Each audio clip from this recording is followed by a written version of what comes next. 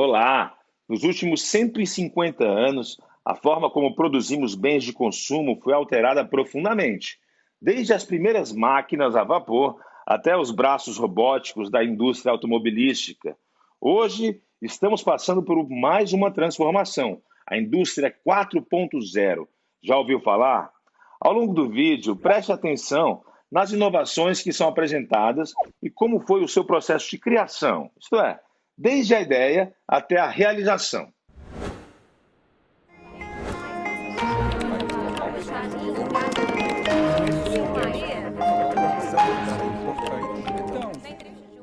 Oi, gente! Hoje eu converso com Felipe Morgado. Ele é formado em administração e é gerente executivo de educação profissional e tecnológica no Senai. O papo?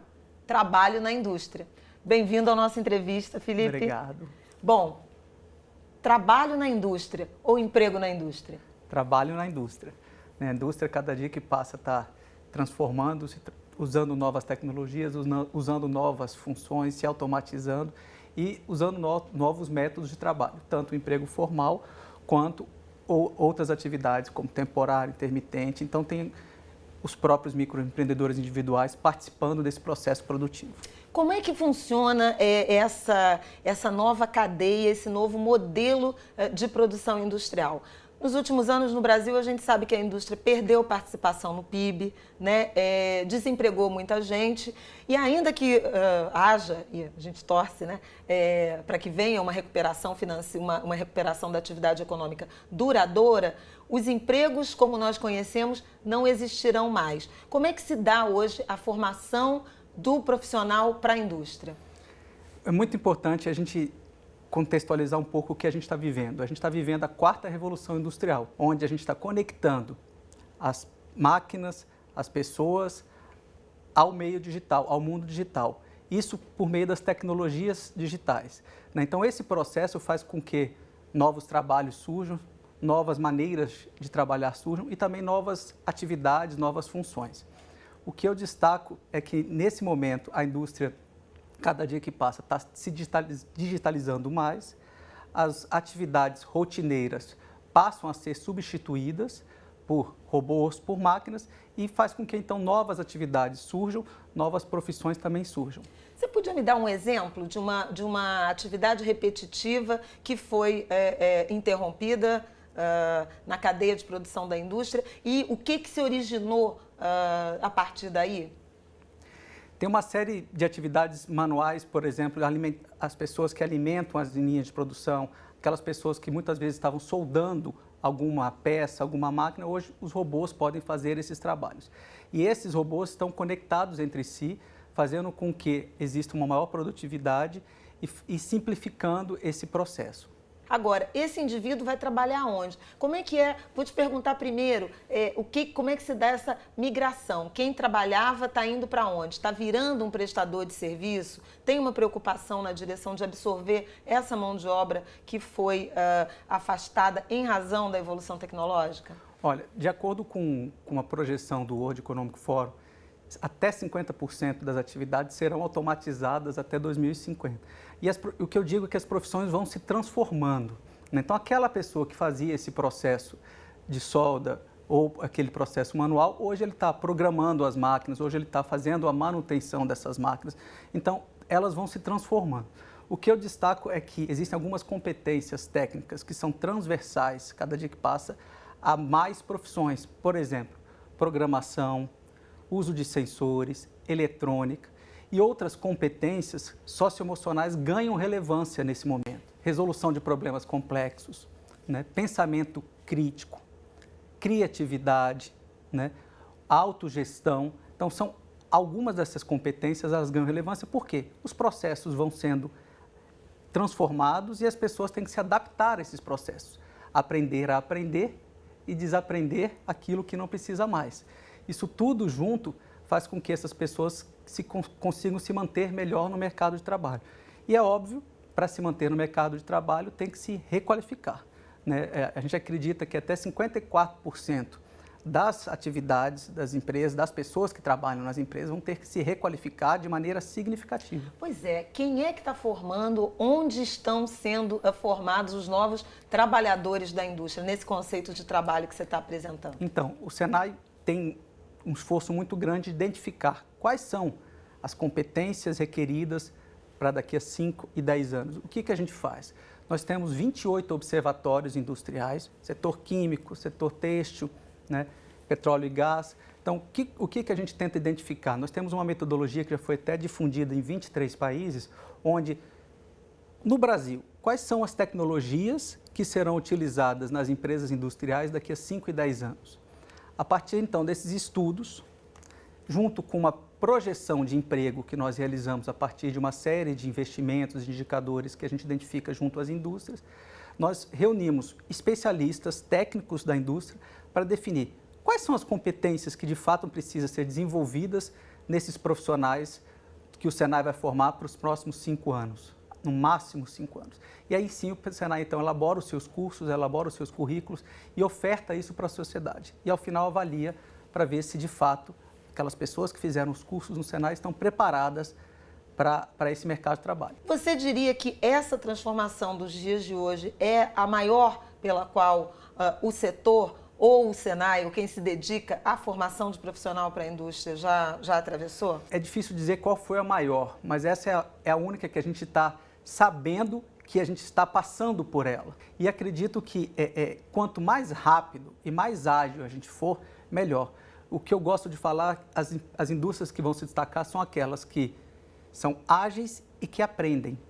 Esse processo de aprendizado ajuda a empresa a inovar e ela adaptar os seus processos e ser cada vez mais ágil para que possa ter aí essa famosa customização em massa. Pois é, isso é entre empresas, inclusive, de diferentes setores, porque a tecnologia atravessa todas. Sim. Em tese, uma indústria, por exemplo, de bens de capital, de máquinas e equipamentos, fornecia equipamentos para um determinado setor industrial. Hoje isso está mais misturado diante da tecnologia, da inteligência artificial. O setor pode conversar mais entre si para desenhar esse futuro profissional e, a partir daí, desenhar a aprendizagem? Nós, junto com os especialistas dos setores, nós elencamos 8 tecnologias digitais, né, que a gente acredita que vão impactar mais os setores e também, coincidentemente, 8 setores da indústria brasileira que também serão impactados. Por exemplo, a indústria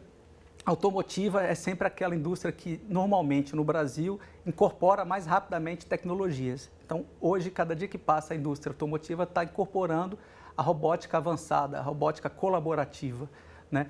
O setor de tecnologia da informação e comunicação, né, inteligência artificial, Big Data, internet das coisas, a segurança cibernética, isso são todos profissionais desse setor que são transversais a uma série de indústrias. A todas as cadeias. Né? Então, esses setores também vão ser muito impactados, estão sendo muito impactados. No Brasil, a área de alimentos e bebidas, têxtil e vestuário, petróleo e gás, química e petroquímica. Então, esses setores e a parte de fabricação de máquinas e ferramentas, manufatura aditiva, robótica avançada, eu sei que são palavras técnicas, mas que ajudam aí a mostrar o futuro dessas profissões. Então, as pessoas, eu enxergo, vão ter 4 níveis. Os usuários dessas tecnologias em todas as indústrias, né? Aquelas pessoas que fazem a integração dessas tecnologias, aquelas que fazem a manutenção e aquelas que desenvolvem. Então, tende a existir um processo maior de simplificação, né, mais de aprofundamento, a complexidade aumenta. Você acha que o jovem vai se interessar mais pelo trabalho com a indústria, na indústria, a partir desse novo desenho de evolução tecnológica? É o que a gente acredita, né? Essas tecnologias são mais atrativas, os jovens enxergam valor, né? E o que a gente vem verificando no Senai é que cada dia que passa, pessoas mais jovens procuram a formação profissional. Por quê? Porque é o acesso mais rápido ao mercado de trabalho e é uma maneira dele ganhar o seu recurso, dele continuar estudando e ele continuar se desenvolvendo. A gente, para oferecer, para conquistar os jovens, a gente tem que mostrar quais são as tecnologias, menos qual é a profissão, né? E sim o que ele vai fazer, qual é o diferencial do trabalho dele em relação aos demais trabalhos e mostrando que, além de uma boa remuneração, a formação técnica também ajuda uma melhor inserção no mercado de trabalho. Agora, e quem ensina, Felipe? Quais são os desafios, as atribuições, as qualificações necessárias ao professor, né, ao instrutor desse novo profissional da indústria? O grande desafio do instrutor e do professor é se manter atualizado, né? Além da vertente pedagógica que eles estão sempre buscando, é atualização tecnológica. A inserção dessas novas tecnologias fazem com que os professores e os instrutores eles têm que se atualizar cada vez mais. E o que o Senai faz? A partir daquele mesmo estudo que eu te falei, nós identificamos então quais são essas tecnologias e buscamos, juntos com as indústrias, atualizar os nossos docentes para que eles possam estar preparados para formar bons profissionais. Quer dizer, é um ciclo permanente, né? Permanente. E imagino que você falou da transversalidade entre setores, entre áreas, entre empresas. Há também uma certa concentração ou uma derrubada de divisas, de fronteiras, né? O profissional da indústria, ele estará habilitado a trabalhar em qualquer lugar do planeta? Com essas tecnologias cada vez mais globalizadas, sim. Mas eu diria que o que é muito importante é esse trabalho entre as profissões, que nós chamamos de desenvolvimento de projetos integradores, né? Você conseguir desenvolver, resolver problemas com uma equipe multidisciplinar, com várias competências, com certeza o resultado é melhor. E o Senai, o que ele vem fazendo? Ele traz esse desafio para as indústrias cadastram os seus problemas num site nosso, onde os nossos alunos de vários cursos tentam juntos resolver problemas reais da indústria no seu processo de ensino. E cada dia que passa a gente é surpreendido com várias resoluções que são implantadas dentro das empresas e vários produtos que são lançados também. Nesse universo, nesse novo ambiente, tem espaço para empreendedorismo? Eu diria que tanto o intraempreendedorismo quanto o empreendedorismo tradicional que normalmente as pessoas enxergam. Explica essa diferença. O intraempreendedorismo é aquela pessoa que trabalha dentro da indústria, é um empregado da indústria e que tem que inovar, tem que ser um empreendedor dentro desse processo. E o que a gente busca? Que essas pessoas, além de serem empreendedores, sejam empreendedores inovadores, que busquem a inovação também, né? Porque é isso que a gente acredita que vai dar o salto, fazer com que o Brasil seja mais competitivo. E a quarta evolução industrial é uma oportunidade. Não é só o Brasil que precisa se requalificar. O mundo inteiro com essas tecnologias vão ter que se requalificar. Então, quem for mais... O mundo inteiro em processo, né? Exatamente. Então, quem for mais ágil e quem conseguir unir esses esforços entre os trabalhadores, as empresas, a sociedade e trabalhar de forma articulada com as instituições de educação, vai conseguir ter um melhor resultado. A quarta evolução industrial pode ser uma oportunidade para o Brasil ser mais competitivo. Em que medida Senai, setor privado, se relacionam com o sistema educacional convencional? É preciso essa interação? Ótima pergunta. A gente está, cada dia que passa, buscando mais parceria, principalmente com o novo ensino médio. Nós temos, no novo ensino médio, uma vertente de formação técnico-profissional. E o Senai, há 2 anos, já vem trabalhando junto com o SESI, que é a Educação Tradicional Formal da Indústria, né, em um projeto desse novo ensino médio para formar, durante o ensino médio, novos profissionais. E a gente está sendo um parceiro, gostaríamos de ser um grande parceiro, tanto do setor público quanto do setor privado, nesse novo ensino médio, porque a gente acredita que tem muito espaço para formação técnica profissional, como é exemplo de países desenvolvidos, que cerca de 50% dos jovens que fazem o ensino médio profissionalizante. No Brasil, esse número gira em torno de 9%. Olha, muito pouco, e além disso a gente ainda tem uma evasão altíssima, além disso, né, no ensino médio. Muito obrigada pela entrevista, Felipe Morgado. Muito obrigado. E você aí, gostou da entrevista? Quer assistir a temporada completa? Vai no Futura Play. Até o próximo programa.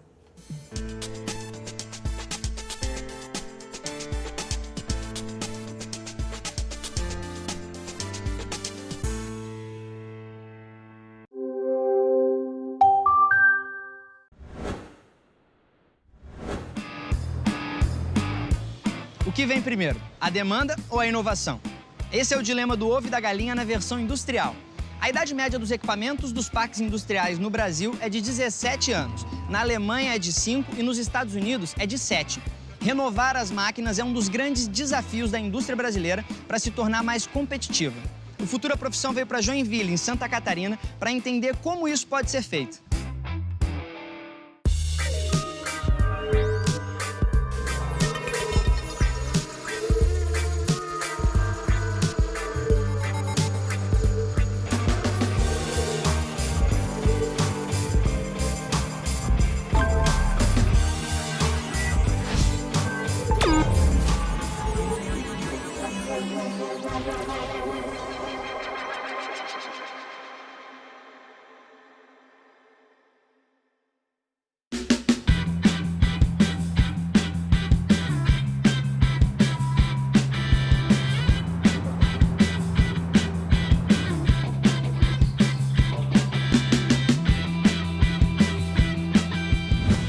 Meu nome é Rodrigo Keller, eu tenho 21 anos e eu sou formado em curso técnico em mecânica aqui pelo Senai. Eu escolhi o Senai por indicação do meu pai.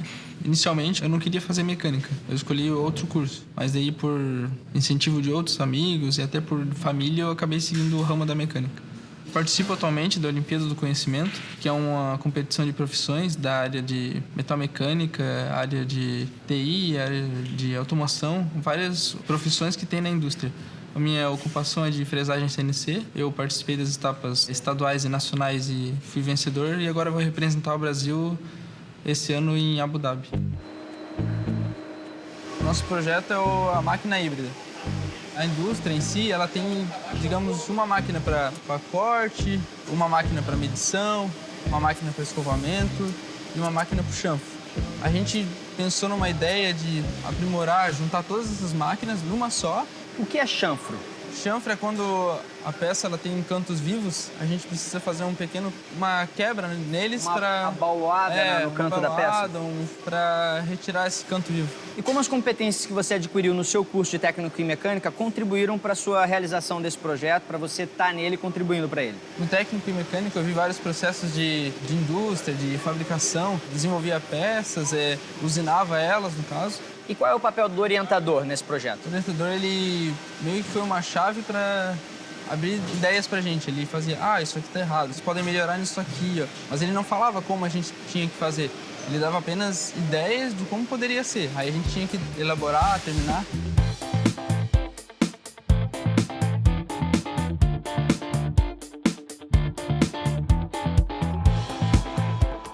O Rodrigo se formou em técnico em mecânica, outros inovadores no projeto se formaram em tecnólogo em fabricação mecânica e ferramenteiro. Qual é o perfil desses cursos? São perfis todos eles voltados para a indústria, claro que cada um com as suas áreas distintas, né? Ferramenteiro é mais a confecção de moldes, matrizes. Fabricação tem uma abrangência maior, onde que ela pega vários segmentos da indústria, como por exemplo, eu quero desenvolver uma máquina para cortes. É um processo voltado para o profissional formado em tecnologia e fabricação. Qual foi o problema inicial, o desafio lançado para vocês terem essa ideia? Seria a produção. Minimizar tempo e minimizar deslocamento. Em vez de tu faz um processo de uma máquina, digamos, faz o corte numa máquina, aí transporta para outra, faz a medição. Transporta para outra, faz o chanfro. Aí, em vez de fazer vários deslocamentos, ela faz tudo numa máquina só. Menos espaço e até, em vez de comprar 4 máquinas com esses processos diferentes, comprar uma só. E ajudaria na redução de custos para a indústria também, nesse sentido. Isso. Impossível pensar o mundo de hoje sem as máquinas. Mas, claro, nem sempre foi assim. Grandes inventos tecnológicos surgiram no mundo com a Revolução Industrial iniciada na Inglaterra entre os séculos XVIII e XIX. Começava ali a transição dos processos artesanais para a produção por máquinas. As primeiras, a vapor, começaram a ser usadas nas minas de carvão e nas fábricas de tecido por volta do século XVIII. Em 1780 foi patenteado o primeiro tear a vapor, que provocou uma verdadeira revolução no processo produtivo.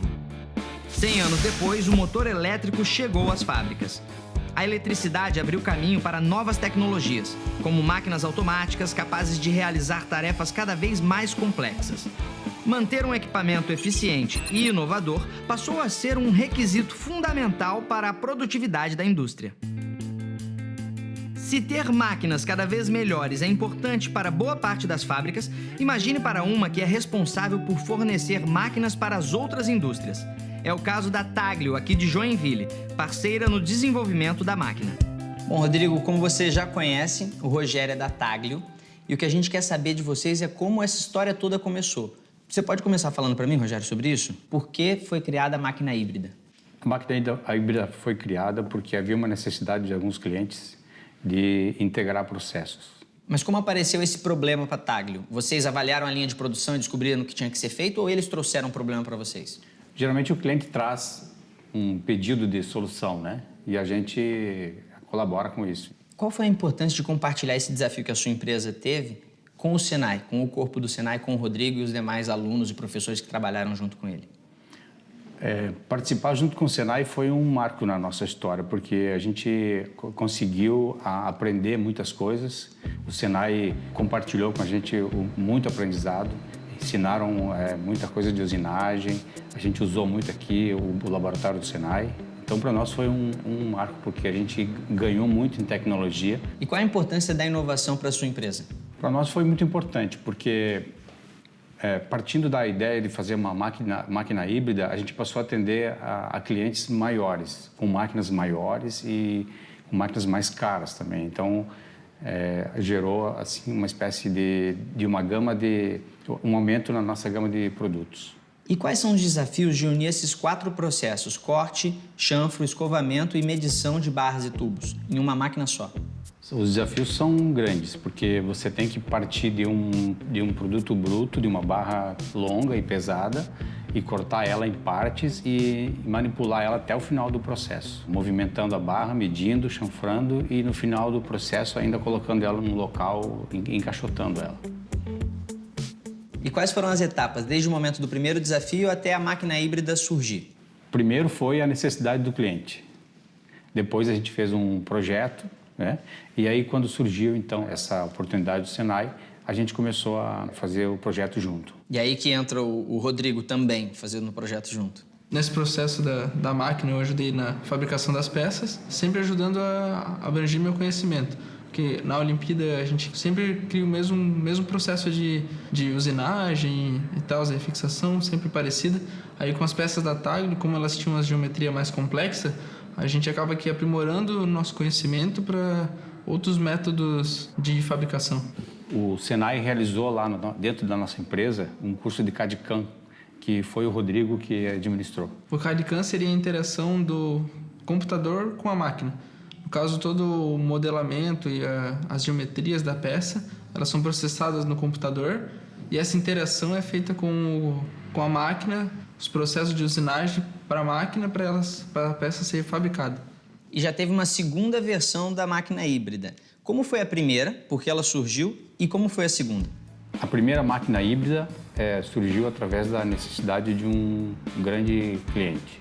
A gente fez e atendeu às suas necessidades. Aí surgiu uma segunda necessidade de um cliente, da ThyssenKrupp, e a gente fez aí a máquina com menos funções, mas também sempre um centro integrado de produção.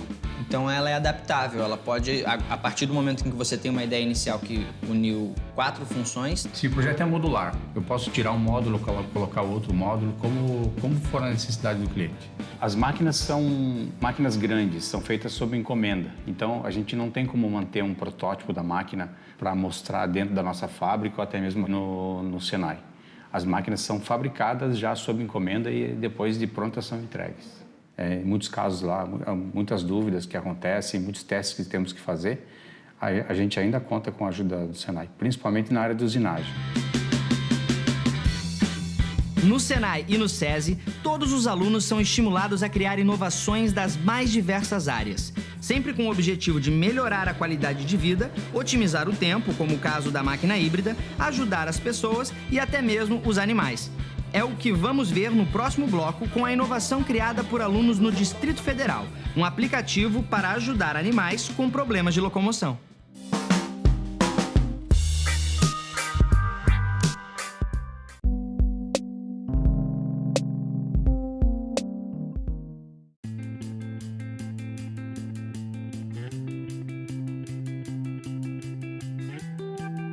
A minha matéria preferida sempre foi matemática. Eu sempre gostei muito de fazer contas e cálculos, essas coisas assim. Tanto que eu escolhi engenharia mecânica para seguir como formação. Então você é um cara das exatas, isso é fato. E teve alguma influência dos pais, da família? Bastante influência dos meus pais. Meu pai, principalmente. Seu pai por quê? O que seu pai faz? Ele é técnico em plástico, né? Ele sempre gostou dessa área da mecânica também. Atualmente ele é supervisor de empresa. No momento que você estava na escola municipal, você tinha um estímulo a resolver problemas na prática? A ser inovador? Na prática, assim, não muito. A gente fazia mais atividade em sala, assim, e coisa e tal. Aí não era muito incentivado, assim. A partir do momento que a gente entra no Senai, a gente já meio que está encaminhado nossa profissão, o caminho que a gente vai seguir, né? E como era a rotina no Senai quando você chegou aqui, entre prática e teoria? Aqui a gente tinha bastante prática, né? Tanto em laboratório quanto experimentos, tanto física, química, tinha bastante experimento, a gente conseguia ver, além de sair da conta, né? E ver o real. Às vezes não tem noção, mas aí fica, é assim que se faz, é assim que fica. Você sempre teve relação com as máquinas quando você era criança, relação com fazer experimentos? Eu tive sempre bloco de montar, sempre construía coisas. Montava o quê? Um robô, uma coisa do tipo. Robô tipo do Power Ranger? É.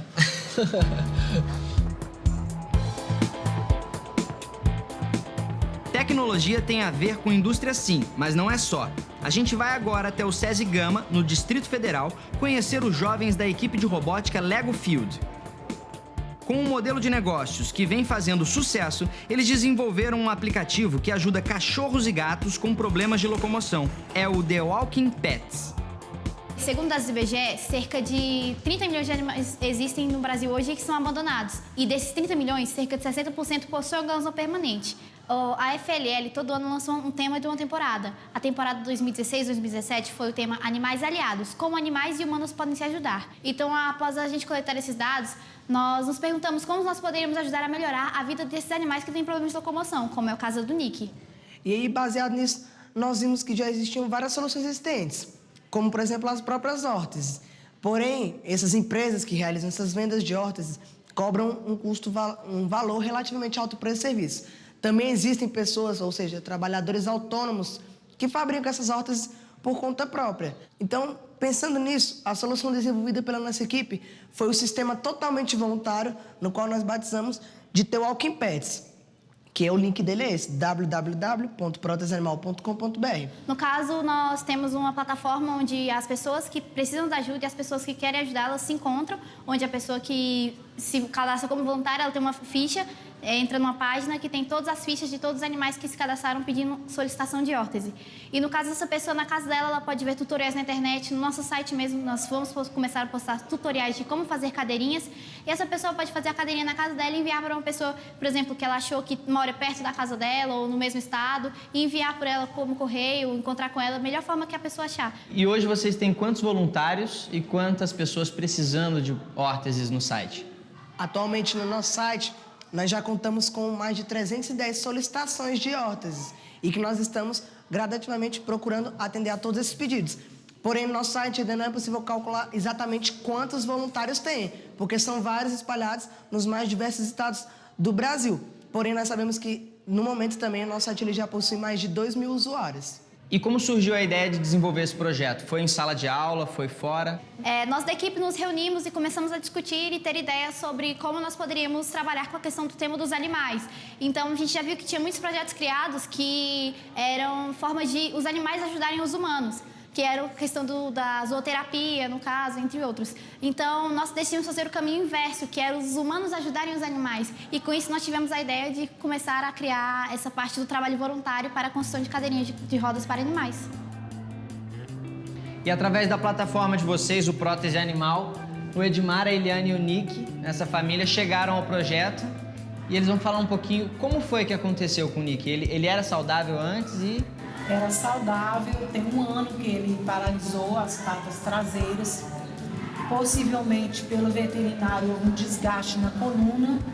E foi de repente, ele subia e descia dos móveis, normal, andava. E aí um dia ele subiu da cama, desceu e não andou mais. Como nós temos uma tecnologia muito boa para trabalhar hoje dentro das escolas, a gente pode colocar o aluno para desenvolver esses problemas enquanto ele está aqui. E não esperar ele sair daqui para ele produzir. Esperar que ele saia daqui para ele produzir mais lá fora, mas não esperar que ele termine.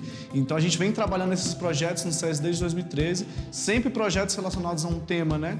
E dentro desse tema a gente procura desenvolver sempre uma solução. E como é o estímulo à inovação aqui na escola? Como nós temos a robótica na nossa grade, né, curricular, desde os primeiros aninhos até o ensino médio, eles trabalham com isso. Então, eles têm que criar por exemplo, robôs, né? Mecanismos através da plataforma Lego, que sempre está inspirando neles essa criatividade, né? Essa vontade de inovar. E esses projetos a gente não trata só com a equipe de robótica, a gente envolve toda a escola, então toda a escola acaba desenvolvendo diversos projetinhos pequenos, muitos são viáveis, muitos são inviáveis, mas o importante é você colocar neles essa ideia de inovação. A única parceria que nós temos é com a indústria local, né? Nós temos a área de panificação, indústria moveleira, a parte de metalmecânica, né? Nós temos também a parte de elétrica. E os alunos daqui estão preparados para atender essas indústrias? É o que a gente está preparando, a gente está formando eles para ir para o mercado, né, industrial. A tecnologia tem mesmo o poder de colocar a vida em movimento. Agora vamos voltar a Joinville para entender como foi que uma ideia tão complexa como a máquina híbrida de corte se tornou realidade e antes do tempo previsto.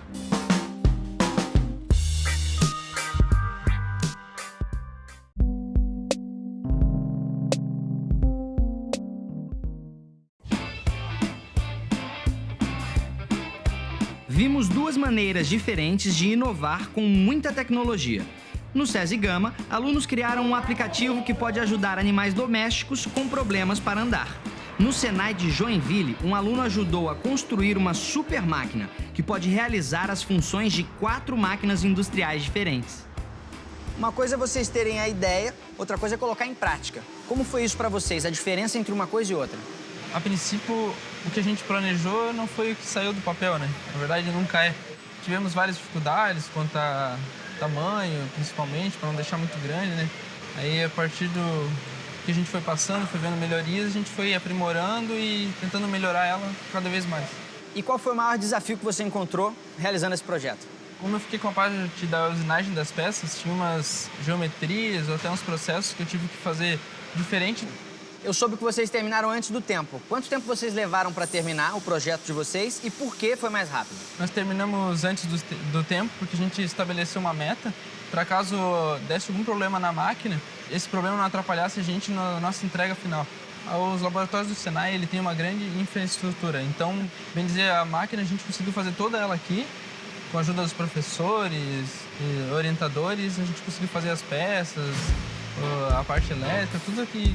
Para construir uma máquina híbrida, os inovadores usaram placas de aço, 4 motores, um computador, uma solda e sensores de movimento. Através da computação gráfica, é criado um modelo 3D de cada um dos módulos do projeto. A estrutura de aço da máquina é soldada. Cada um dos 4 sistemas é fabricado de acordo com o módulo do projeto. Cada sistema é capaz de executar uma função diferente: corte, chanfro, escovamento e medição de barras. Os 4 sistemas são soldados na estrutura metálica. Os sensores são ajustados para que todas as atividades possam ser realizadas ao mesmo tempo. Quando vocês fizeram o primeiro teste, o que você sentiu? É o sentimento de realização, né? Para ver que o nosso trabalho deu certo, todo aquele esforço valeu a pena. O que passou na sua cabeça na hora? Na hora, aquele medinho, né? Tomara que, será que vai funcionar? Será que vai produzir? Vai atender o que a gente queria? Quando você soube da venda da primeira máquina já acontecendo, uma indústria está usando a máquina de vocês, o que você sentiu e o que você fez? A primeira reação foi de grito pro alto e realização, né? De conseguir mostrar pro Senai, tanto para as empresas, que a gente pode mais, sempre inovando as máquinas que já existem. Queria sempre um pouquinho a mais de cada coisa. A máquina que o Rodrigo e seus colegas desenvolveram junto com a Taglio já é uma realidade. Uma das unidades foi vendida para a ThyssenKrupp, aqui de São Paulo. O projeto foi feito sob medida. Licença. Oi, Yuri. Tudo bem? Tudo bem? Prazer. Pode, prazer é meu. Qual é a importância da inovação para a ThyssenKrupp? A importância da inovação não só para a ThyssenKrupp, né, mas para toda a empresa, principalmente que atua no mercado automobilístico, no mercado de tecnologia, é a garantia da sobrevivência para o futuro, né?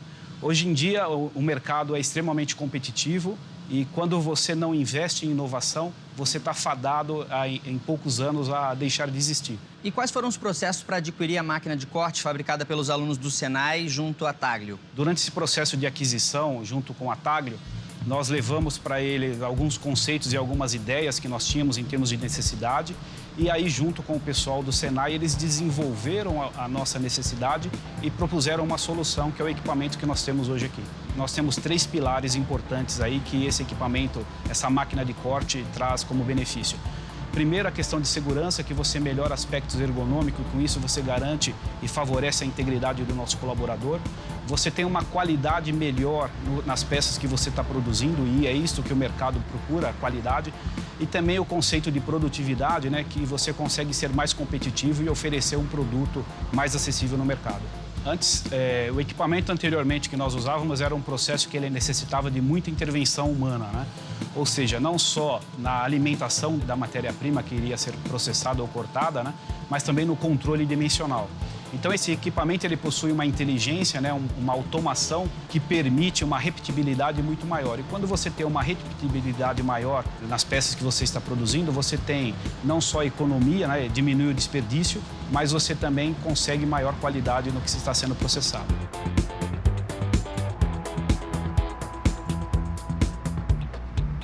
Bom, essa máquina funciona da seguinte forma. O material, o blank que vem da usina é alimentado através de um sistema de despaletização automática. Blank é a matéria-prima inicial que a gente precisa para continuar no processo de fabricação dos feixes de mola. Feixes de mola, para quem não sabe, são componentes de suspensão. Esses feixes de mola, eles são montados na parte inferior de todos os caminhões. Todo esse blank entra para dentro da máquina, a máquina faz uma medição, ela identifica onde está o início da barra, a partir daí ela puxa na medida que a gente precisa cortar. Exemplo, se você precisa cortar uma medida de 500 milímetros, ela se move 500 milímetros e efetua o corte da barra. Então ela faz 2 processos, ela mede e depois corta. E o que você espera para o futuro? De um jeito simples, assim, ajudar a melhorar a qualidade de vida, construir máquinas mais ecológicas, diminuir um pouco essa poluição que é grande atualmente no mundo, que ajude sempre a alavancar a indústria. Hoje, vimos tecnologias inovadoras aparecerem de formas bem diferentes. Uma tinha o tamanho e o peso de uma super máquina. A outra era um aplicativo feito apenas de bytes que cabe em qualquer celular, mas que pode ajudar muitos pets e seus tutores. Não importa o formato, o peso e o tamanho. O que faz a diferença é a capacidade de transformar de cada inovação. Você pode conhecer inovações de todos os tipos nos próximos episódios do Futura Profissão.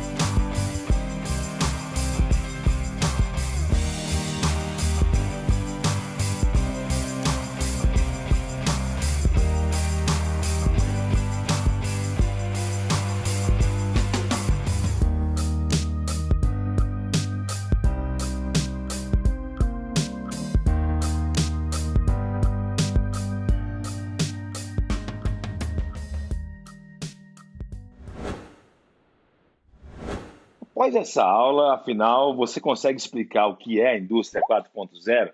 Se precisar, pode pedir o auxílio de um adulto. Quais inovações são apresentadas ao longo do programa? Qual era o problema inicial e como os alunos conseguiram resolver esse problema? E você? Já pensou na possibilidade de trabalhar numa indústria 4.0? Na indústria 4.0, há uma maior conexão entre máquinas e pessoas. Atividades antes rotineiras foram substituídas por robôs. Essas novas máquinas também acabam precisando de um novo profissional e há a necessidade cada vez maior de programadores, por exemplo.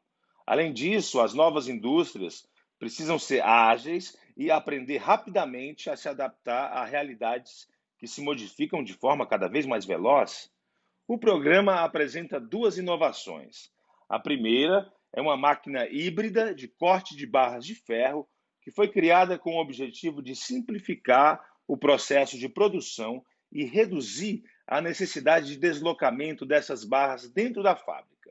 A segunda é um site que procura conectar donos de animais que precisam de próteses e voluntários que possam fabricá-las, já que as opções existentes são muito caras. Gostou do tema? Para saber mais, é só apontar a câmera do seu celular para o QR Code que aparece aqui na tela. Um bom estudo!